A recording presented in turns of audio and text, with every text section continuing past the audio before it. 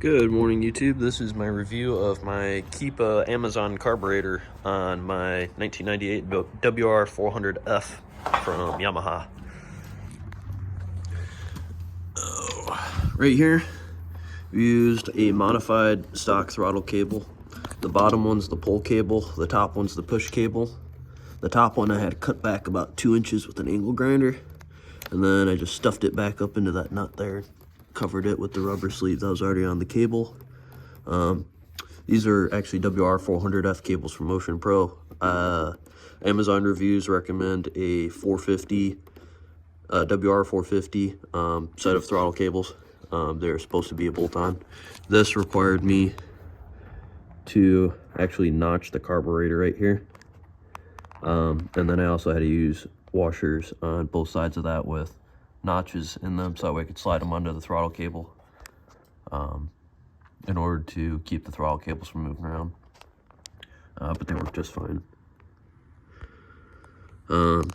Installed the carburetor from the left side with the grip on the bar disconnected, put the throttle cables in, and that gave me a little more slack.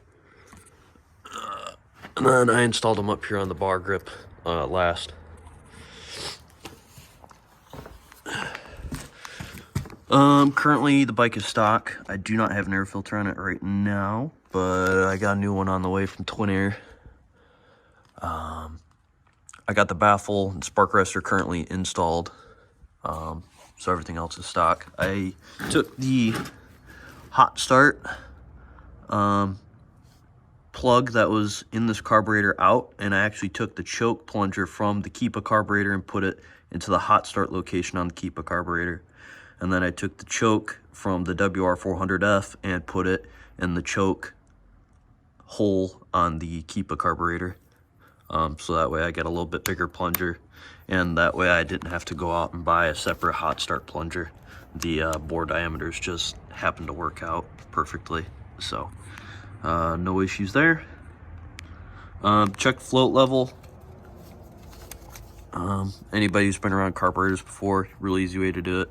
Take your drain hose, hold it upright next to your carburetor, crack open that drain screw, make sure there's no pinches in this line, and then on this carburetor it comes up to somewhere in this neck of the woods for the fuel height.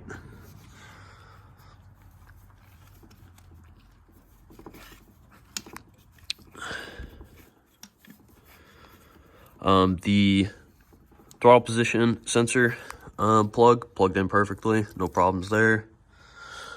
As far as fitment goes, you can remove your stock hot start off of your WR400, so that cleans this up a little bit. And then over here on the stock intake boot area, you just need to get a little tiny rubber cap. You can get these from AutoZone or off Amazon, I'm sure, but just like a vacuum line cap is what they're called. And then you just put that little nipple up on there and cap off that metal line sticking out of there. You can do the same thing over here too. It'd be pretty important if you're going in serious mud and stuff like that, because this is actually this is post air filter. So if you don't cap this off on your air filter box, this will suck in dirt from the outside and it could damage your engine and its internals. To start, today's 48 degrees to 50 degrees outside. I'm at sea level right now. Pulled choke out. We're just gonna cycle it over a couple times with the decompression lever pulled in.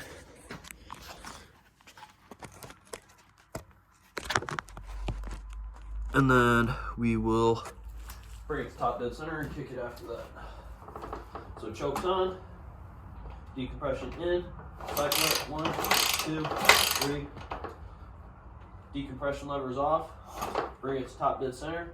Feels like it's stuck. Top dead center. Pull decompression. Release it and then give it a full kick.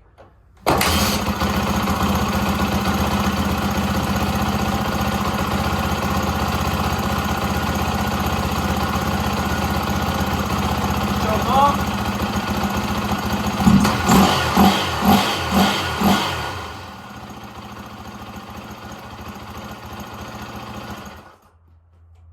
And that's with a No air filter.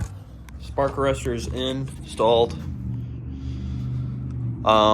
And that's with a 170 main jet and a 45 pilot jet.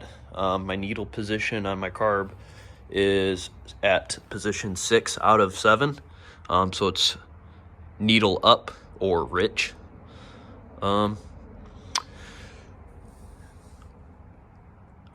The accelerator pump position, I believe, is maxed out for max fuel as soon as possible.